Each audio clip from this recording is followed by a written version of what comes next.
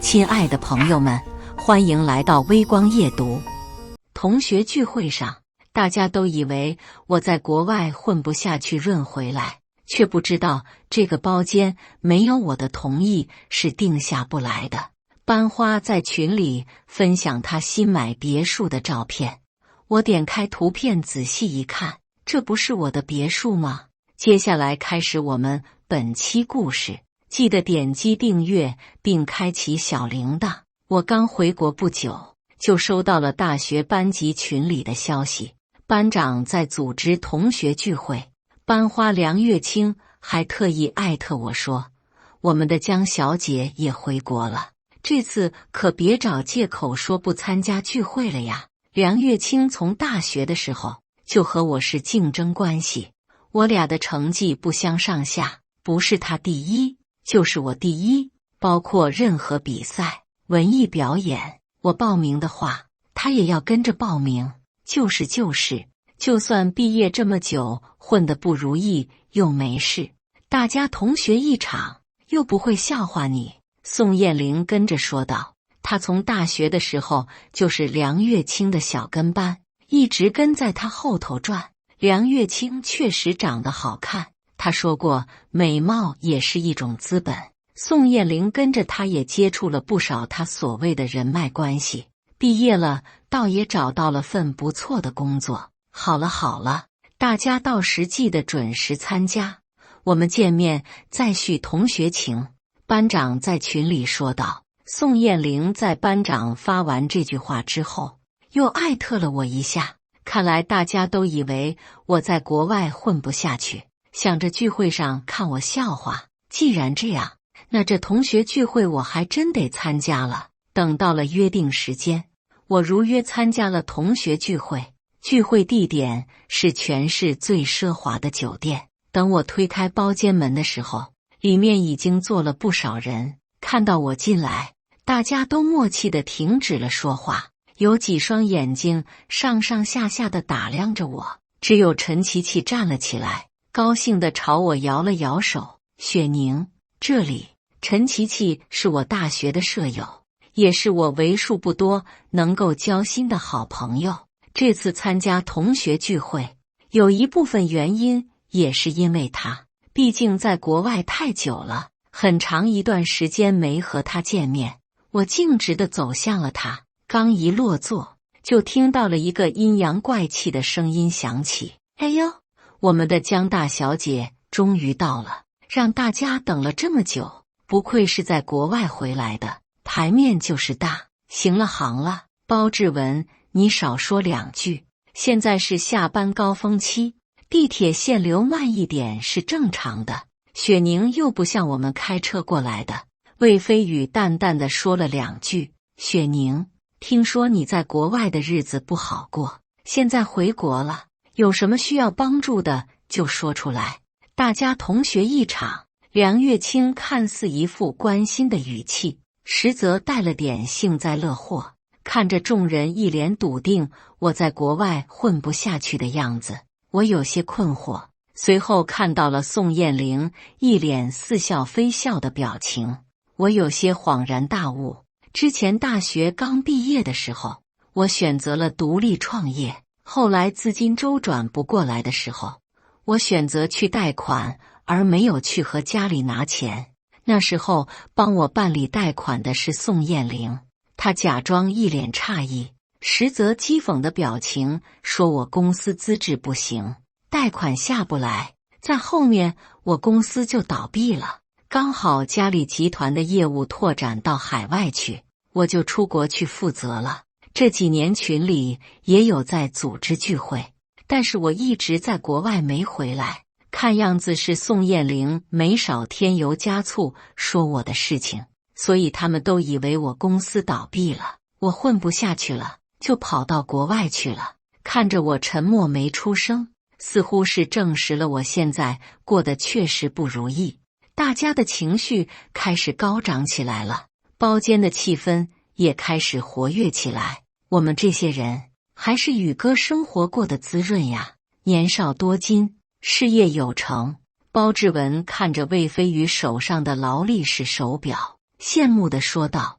魏飞宇摇摇头，摆了摆手没说话，但是那块压制不住的嘴角说明了他现在的心情很愉悦。雪宁，你说说，你当初要是跟了宇哥那多好，豪车豪宅，整个就一少奶奶。宋燕玲接着包志文的话茬，一脸幸灾乐祸地对我说道：大学的时候，魏飞宇在全校放话说要追求我，1周之内拿下我，让我做他女朋友。后面他就一直缠着我，给我买饭、送花、送礼物，还在女生宿舍楼下摆着一圈心形蜡烛，弹着吉他和我表白。最后我明确拒绝了他，告诉他我们是不可能的。自那以后，学校就挺多人说魏少爷有追不到女生的时候，他可能觉得我落了他面子，后面就有些记恨我。要不雪宁你问问宇哥，说不定宇哥还喜欢你呢。包志文在一旁阴阳怪气的揶揄我，那可不行，我家老爷子说了，准备向江家提亲，合适的话我就会和江家小姐结婚。魏飞宇一脸得意之色的神情地摆了摆手，我挑了挑眉，江家小姐，我怎么不知道这个事？看着我在一旁沉思，陈琪琪以为我也是落魄回国，被众人说得抬不起头，她轻轻拍了拍我的手，朝我露出了一个安慰的笑容，意思是让我别在意他们的话。接着她端起了酒杯，敬了一下大家，然后转移话题的对大家说道：各位老同学，我男朋友最近失业在家，大家有工作的话可以帮忙介绍一下，感激不尽。陈琪琪还是没变的性格，如以前那些善解人意，会替我解围。之前我贷款没下来的当天晚上，陈琪琪就给我打了通视频电话。那时候我们刚毕业，工作都很忙，几乎不怎么通话，就偶尔聊几句。后面他聊到他工作一段时间，也有了一点积蓄，目前也不急着用，如果我有需要的话，他就转给我。我愣了一下，连忙和他说不需要，他才和说我。宋燕玲到处说我不自量力学人家创业，还跑去贷款，最后资质不够，导致公司要破产。我才知道我这老同学的心思。琪琪，你男朋友做什么工作的？班长听完之后问道。程序员。那你男朋友最好去江氏集团下面的科技公司试试看，那里也是个男的最终归宿。班长闻言毫不犹豫地说道：哪有那么容易，江氏没那么好进的。陈琪琪摇了摇头，苦涩地说道：月清的男朋友不是在江氏集团吗？问问他能不能内推。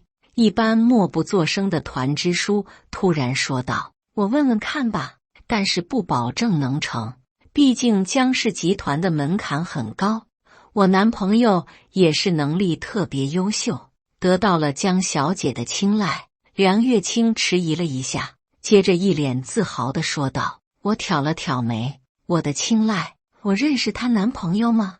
你男朋友叫啥名字？我突然问了一句。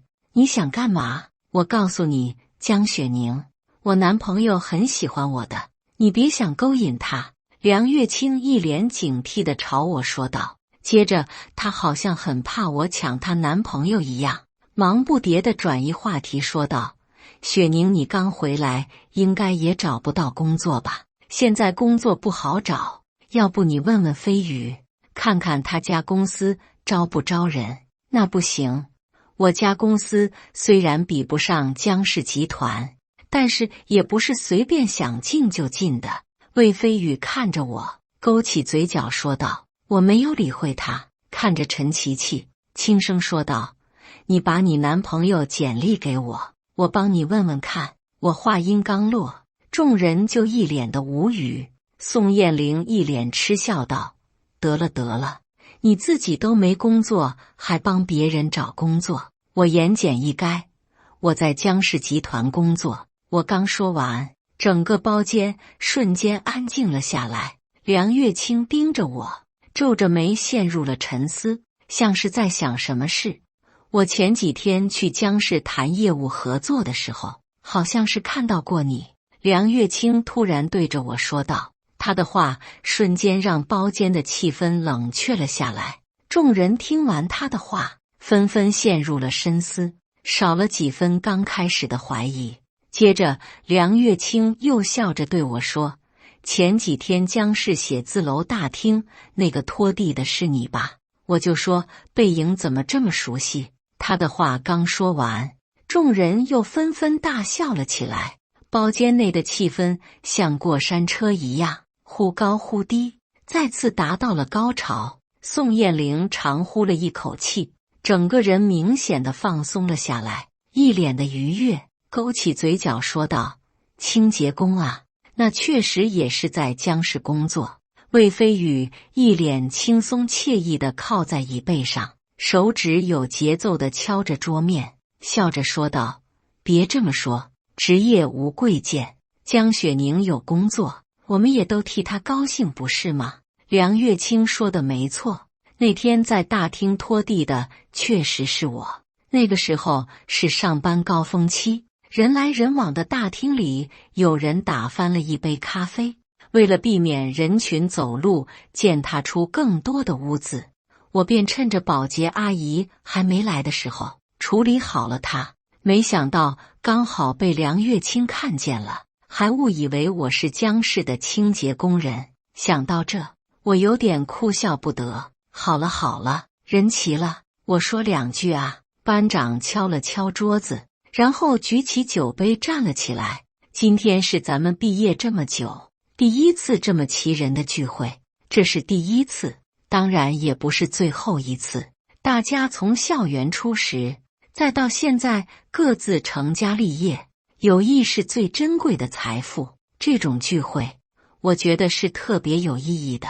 最后，我祝大家前程似锦，越来越好。班长说完，众人纷纷鼓掌，端起酒杯，一饮而尽。酒过三巡，大家实锤了我过得不好的事实之后，也没再讨论我了。包志文咂巴着嘴说道，这奢华酒店就是不一样，饭菜味道、服务水平都是顶尖一流的。众人跟着一顿附和。宋燕玲看着梁月清问道，听说这里的酒店包间特别难订，没有提前3个月预约是订不到的，还得是你有本事呀。梁月清闻言，脸上浮起一丝得意之色。我们这次聚会时间定得比较临时，本来这个时候是拿不到包间的，但是我男朋友是在江市工作，这酒店也是江市旗下的，订个包间而已。一句话的事，我听完愣了下。酒店负责人林经理之前和我说，有人要插队订这个包厢，刚好他也知道我回国不久，问我要不要留个包厢给我谈业务。我一看插队预定的名单是梁月清，我便让林经理同意了他们插队。没想到变成了梁月清男朋友一句话的事。这个时候我倒是有点好奇她男朋友是谁了。他们的聊的话题我不感兴趣，也插不上话，便没有加入他们的聊天，而是自顾自地吃着桌上的菜肴。包志文突然叫我了一声，阴阳怪气地说，雪宁，这酒店你应该没来过吧？这些精品菜肴价格也昂贵，你平时也吃不到，趁有机会多吃点。众人闻言又是一阵哄笑，包间的气氛好不快活热闹。看着满桌子熟悉的菜肴和包志文一副鄙夷的嘴脸，我笑了笑没说话。酒店的所有菜品我都吃过，不夸张地说我都快吃腻了。我之前在国外负责海外业务的时候，我妈担心我水土不服，对国外的饮食不习惯，特意从这边调了厨师过去，安排我的1日3餐，甚至这边有几道菜品是我提出建议并改良的。看着我没反驳，包志文眼中的鄙夷的神色愈加浓厚了。宋燕玲也跟着掩嘴轻笑了几声。梁月清不露痕迹地看了我一眼，然后轻描淡写地移开了眼神。看样子他觉得我现在这副落魄的模样大大满足他的虚荣心，觉得我现在不配和他相提并论了。接着他笑着对大家说，年底我结婚，大家有时间的话过来喝杯喜酒。众人闻言一阵贺喜。月清，你男朋友那么有钱，你们婚房买在哪里呀？宋燕玲看着他问道。梁月清闻言用左手捋了捋耳朵旁的发丝，不经意地露出了无名指上那亮闪闪的钻石戒指，接着漫不经心地说道，枫林绿都。话音刚落，一阵艳羡声响起。宋燕玲啧舌道，那地方是富人别墅区，全是富豪聚集地，至少得5000万起步吧？何止，一个小目标都是最低要求了。和我家合作的苏总，你们知道吗？我们家资产连他家的资产的零头都没有，就这他们家还买不起枫林绿都的别墅。魏飞宇摇摇头说道。梁月清看着众人兴高采烈地讨论着，很是开心，脸上的笑容停不下来。接着他故作谦虚地说道，本来我是想随便买个房子就行，但是我男朋友愣是不同意，他们结婚是人生大事，怎么能随便？我拗不过他，便随着他了。我给你们看看别墅的照片吧。说完他拿起手机在班级群里发送照片，全程的嘴角就没下来过。我闻言也放下了夹菜的筷子，擦了擦手，拿起了手机，打开了班级群。梁月清已经在群里发了一连串的照片，我随手划过几张相片，越看越熟悉，随机点开几张大图，仔细看了看，3层欧式风格的别墅，熟悉的定制家具，挑空的客厅搭配旋转楼梯，巨大的客厅落地窗，还有墙上挂着的一幅墨笔字飞黄腾达，这是我家老头子亲自写的，说是寓意非凡，非要挂在我的别墅，说能让我的事业蒸蒸日上。我乐了个逗，这不是我的别墅吗？怎么就成了梁月清的别墅？这别墅，这装修，我这辈子都不知道能不能住得上。包志文咂巴咂巴嘴，一脸羡慕地说道。今晚不怎么开口说话的团支书突然说道，别墅装修的确实很好看，只是这幅墨笔字看着有点丑，总觉得格格不入。梁月清面不改色地说道，嗨，我男朋友平时没啥爱好，就喜欢练练字，这不，他随手写的墨笔字就挂上去了。我听完愣了一下，好家伙，我把你当同学，你竟想做我妈？一旁的宋燕玲看到我在默不作声，说道，别想了雪宁，看看就好，这种别墅你几辈子都住不起的。梁月清问我道，雪宁，你现在住哪呢？我脱口而出，四季豪庭。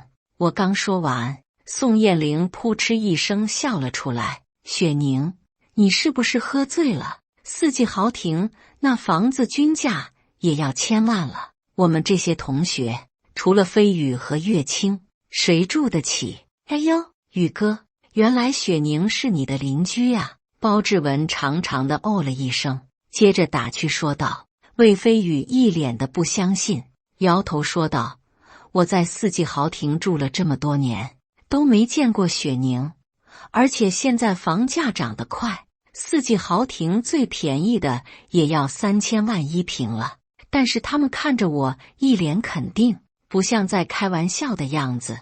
慢慢的起哄的声音渐渐低了下去，包间的气氛像是过山车到了底点的时候。梁月清陷入了沉思，魏飞宇皱了皱眉没说话，包志文和宋燕玲则是一脸狐疑之色，面面相觑。就在包间慢慢安静下来的时候，我放在桌面的手机突然收到了一条信息，信息声打破了这片刻的安静。宋燕玲眼尖，看到我了手机的信息，念了出来：江小姐，四季豪庭房子出租的平均价格是6万每个月。随着宋燕玲的声音响起，大家一脸恍然大悟的样子。宋燕玲像是发现了新大陆一样，跳了起来，带着压抑不住的兴奋说道：原来搞了半天你是租的房子，我就说嘛，雪宁刚回来，怎么可能买得起四季豪庭的房子？包志文一脸兴奋地跟着附和，众人又开始是叽叽喳喳地讨论着起来。包间的气氛像过山车一样，随着宋燕玲声音的响起，开始往上冲了。梁月清和魏飞宇对视了一眼，接着望向我的眼神中带了些怜悯。魏飞宇抿了一口酒，紧张的心情似乎有所缓解，没有开口说话，眼光中有着不屑和轻蔑。那条信息确实房产中介发给我的，我在四季豪庭也有房子，只是别墅那边最近在清洁，等下清扫完毕我就会搬过去那边住。至于四季豪庭的房子，我打算出租出去，但是我不了解行情，才问了中介。只是这种事我也懒得和他们解释了，就算解释了，他们也不会信。在他们眼里，我已经被打上了落魄、贫穷、打肿脸、装胖子的标签了。随着一阵讨论，众人的话题慢慢远离了我，开始讨论起了事业、育儿。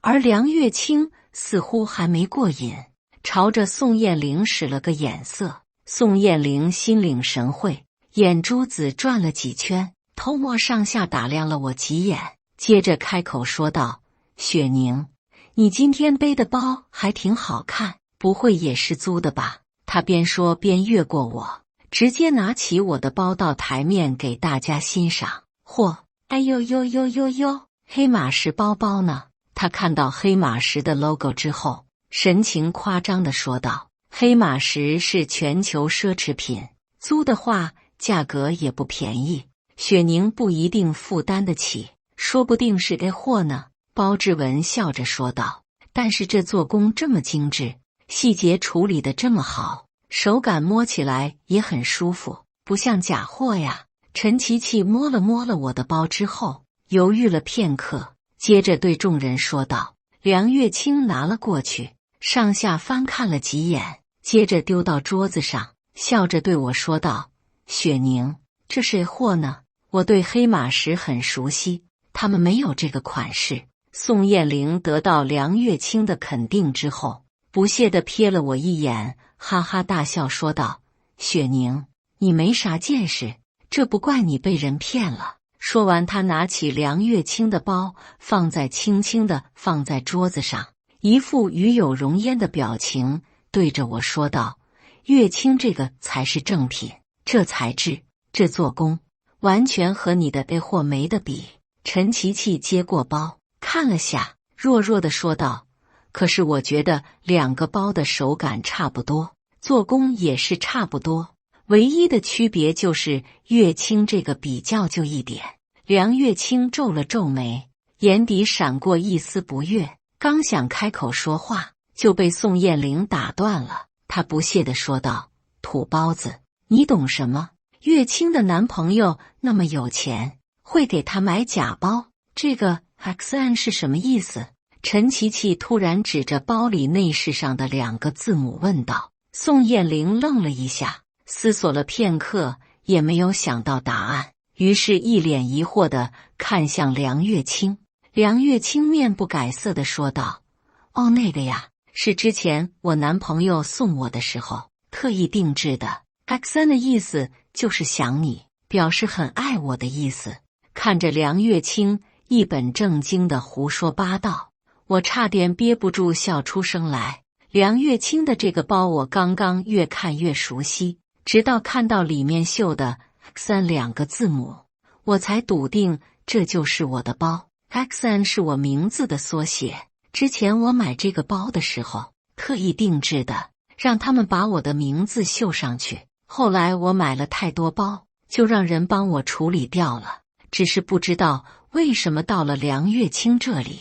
至于我现在背的这个包，梁月清不认识很正常。像黑马石这种全球奢侈品企业和我家是深度合作的，提供给我们的都是独一无二的定制品，不会是市面上流通，保证了我们带出去的时候不会和别人撞款式。一旁的团支书突然向我开口说道：“雪宁，要是生活实在有困难，你就说一声，我们大家都是同学，多少能凑点帮你。”接着他顿了一下，思忖了会，斟酌地对我说道：“困难是暂时，每个人都会有低谷期，不过我们还是要脚踏实地，不要在意别人的看法，也不要去追求那些虚名，踏踏实实赚钱才是最重要的。”看着团支书一脸真诚的表情，还有那婉转的语气，似乎像害怕伤到我自尊心一样。我顿时明白，团支书和他们一样，以为我也是落魄回国，但是又怕丢人，才去租豪宅，买假的奢侈品来充场面。我哭笑不得之余，又有些感动。毕竟团支书和他们不一样，他没有嘲讽我的意思，也确实是为我好。他话音刚落，陈琪琪就立马接话说：“我同意，我虽然不富裕，但是雪宁你有需要，我也可以帮你渡过难关的。”宋燕玲闻言马上摇头说道：“那不行，谁的钱都不是大风刮来的，没有钱就自己想办法去赚。”众人纷纷都觉得宋燕玲说的有道理，除了陈琪琪，也没人接过团支书的话。团支书看了一圈，张了张口，刚想说话，我朝他摇了摇头，阻止了他。他叹了口气，没说话，拿起手机在操作什么。随后我就看到了手机收到了转账提醒信息，团支书转来的2000元，还有一句话：“雪宁，我帮不到你太多，你收着先，等以后你富裕了再还我就行。”团支书这一举动让我有些感动。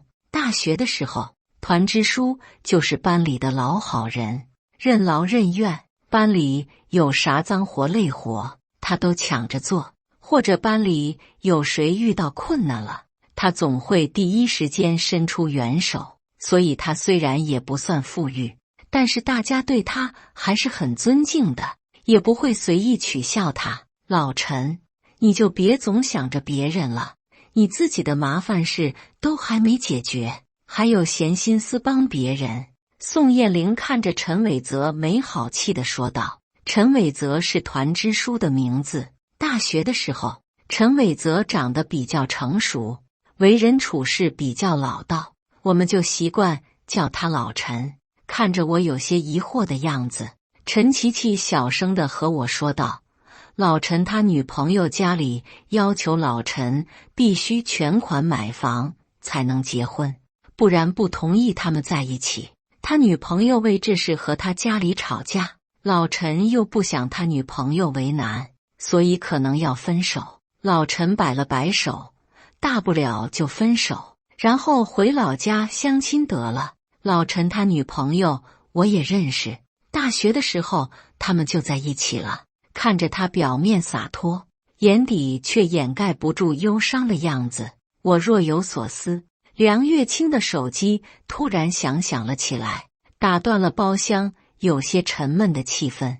他一脸欣喜地接了电话：“峰哥，我在呢，你现在要过来接我吗？”“好的，那我等你，路上注意安全哦。”“哎呀，月清，你怎么突然撒起狗粮？你男朋友对你可真好，给你买别墅，送你包包，还会亲自过来接你回去。”宋燕玲带着羡慕的声音响起。听到梁月清的电话，我有些沉思。峰哥，联想到之前的别墅，我应该知道她男朋友是谁了。听她的意思，等下她男朋友也会过来，刚好我也想问问别墅是怎么个事。聚会也接近尾声了，众人也在三三两两的各自交谈。这时候，突然有人推开了包间的门走了进来。他刚一进来，梁月清就欣喜地站了起来，挥手：“峰哥，这里。”果然，我猜想的没错，梁月清的男朋友就是我家负责后勤清洁的主管李如风。他刚准备走向梁月清那里，忽然像意识到什么一样，转头看向了我，顿了一下脚步，接着3步并作2步地跑到我面前，惊喜地打了个招呼：“江小姐，你怎么也在这里？难道你和我家月清是大学同学吗？”江小姐，峰哥，什么江小姐？梁月清一脸惊疑不定地问道。江小姐，江雪宁呀，你们不是大学同学吗？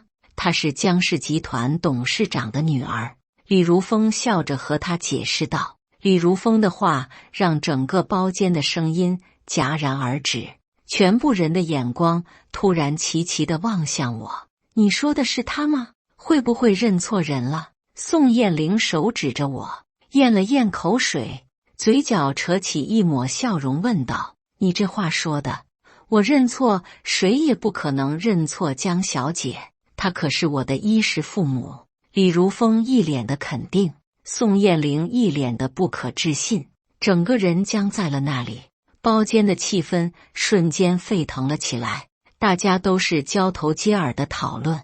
班长一拍大腿，激动地说道：“雪宁，没想到你才是真正的富豪呀，瞒得我们好深呀。”李如风忽然想起了什么一样，掏出了一串钥匙递给我：“江小姐，枫林绿都的别墅我已经安排人打扫好了，我亲自检查过了，你随时可以入住，还缺什么话就随时联系我。对了，董事长送过来的那幅墨笔字我亲自挂上去了，不得不说，董事长的字迹就是好看。”我接过他递过来的钥匙，还没来得及说话，就被团支书打断了。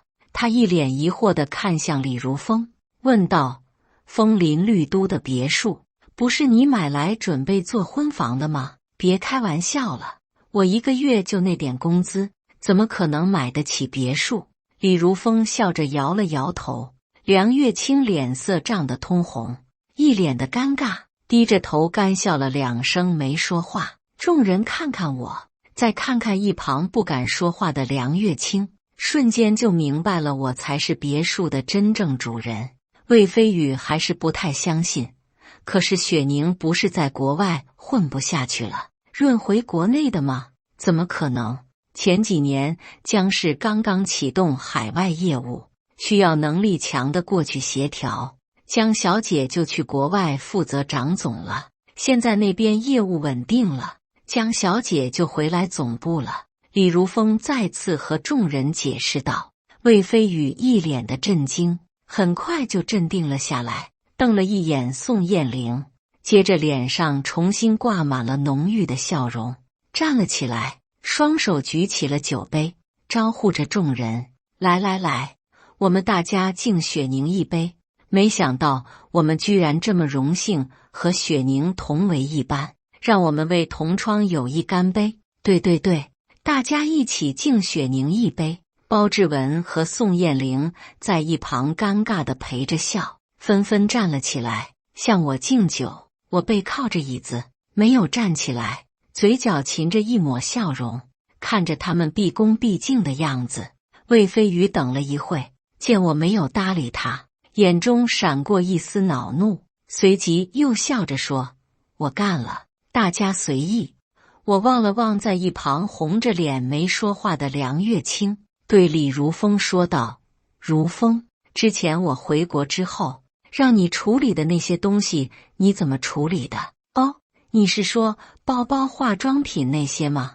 我看那些包包成色还挺新的，直接丢了怪可惜的，我就自作主张的带回去给我女朋友了，她带着还挺高兴的呢。”李如风好像还没反应过来，看着梁月清，然后笑着对我说道：“原来是这样，那我懂了。那包里的 XN 字母应该是雪宁的名字缩写吧？老陈突然冒了一句话，众人一听，纷纷一脸恍然大悟的表情。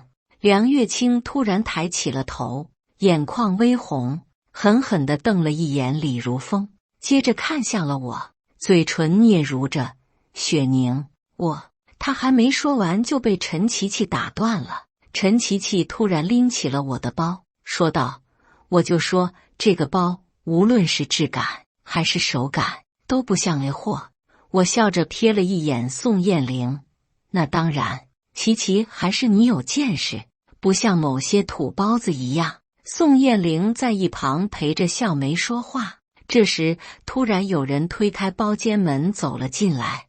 魏飞宇一抬头看见为首的一人，倏地一声站了起来，一路小跑着过去：“苏总，您怎么过来了？”苏总听见声音，转头一脸疑惑地看向他：“是我，小魏，我爸是魏国斌，之前和您公司有合作的。”魏飞宇低头哈腰地笑着自我介绍：“哦，那个老魏是吧？”苏总一脸了然的神色，接着一脸不悦地说道：“那个小魏啊，回去说说你爸不会喝酒，下次就别喝了。”2杯马尿一下肚，拉着我的手，让我给他介绍江总的女儿给他儿子，这不胡闹吗？也不想是不是和江家门当户对？是，您放心，回去我一定说他。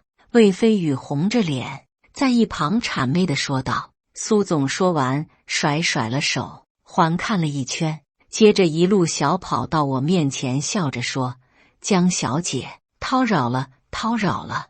我今晚在这边吃饭，听林经理说你在这边聚会，这不厚着脸皮让林经理带我过来看看你。”我笑着对他说：“没事的，苏总，本该我上门拜访才对，只是最近有点忙。”苏总，江小姐客气了，不是，喊什么苏总，喊我一声叔就行。江小姐有时间一定来家里坐坐，到时我让你阿姨给你准备好吃的。这么久没见，你阿姨也挂念着你呢。我笑了笑，说道：“行，明叔，明我一定上门打扰。”“行，那明见，叔就不打扰你们年轻人聚会了。”说完，他背着手准备离开，途经魏飞宇身边时，淡淡的说道：“小魏啊，你和江小姐不是同学吗？那个项目让他直接和你家合作就行了，多简单的事。”“是。”魏飞宇愣了一下，随后红着脸尴尬地点着头回应。一旁的李如风看到林经理，笑着打了声招呼：“谢谢林经理的协调，不然我女朋友这同学聚会的地点可不好安排。”林经理摆了摆手，笑着说：“那也是江小姐打了招呼，如果江小姐不是你们同学，这包间我也安排不下来。你要谢的话，谢谢江小姐才对。”接着他又开着玩笑说道：“这酒店都是江小姐的，要是她愿意直接请客都行。”“那可不行，谁的钱都不是大风刮来的。”我闻言立马摇头拒绝。林经理愣了一下，接着看我不想开玩笑的样子，便说道：“安排服务员来买单。”然后离开了。众人神情复杂地对视了几眼，接着不约而同地叹了口气。看着众人的神色，我这个江氏集团江小姐的身份无疑像一颗重磅炸弹一样，让他们一时半会还没缓过神来。接着我对班长说道：“班长，等下付完款，记得在群里弄一个群收款。”班长愣了一下，点了点头。魏飞宇张了张口，想说些什么，最后叹了一口气，垂头丧气地低下了头。我看了一圈，宋燕玲和包志文都不敢和我对视，红着脸，目光所及，他们都低下了头。我拉着陈琪琪的手，和大家告辞，准备先离开。刚起身，忽然想起了什么，掏出了李如风刚刚递给我的钥匙，摘下了其中的2把，递给了老陈。老陈，这是我在四季豪庭那边的房子，已经打扫干净了，本来准备出租的，但是你应该更需要它，而且我也用不上，你先搬过去住吧。等下我把具体位置发给你，然后这2天你有空的话和我说一下，我和你去办手续，把这房子过户给你。话音刚落，瞬间一道道羡慕的眼光看向了老陈。老陈愣了一下，连忙摆手拒绝：不行不行，谢谢你的好意，但是这太贵重，我不能收。我笑着说：我也没说白送给你啊，2000块呢。我举起手机朝他晃了晃，接着把钥匙放在他面前，拉着陈琪琪转身就走。我开车把陈琪琪送回家，并让她把她男朋友的简历发给我，我来给她安排工作。等我开车到家，再次拿起手机的时候，群里的消息已经99加了，还有不少申请添加好友的信息。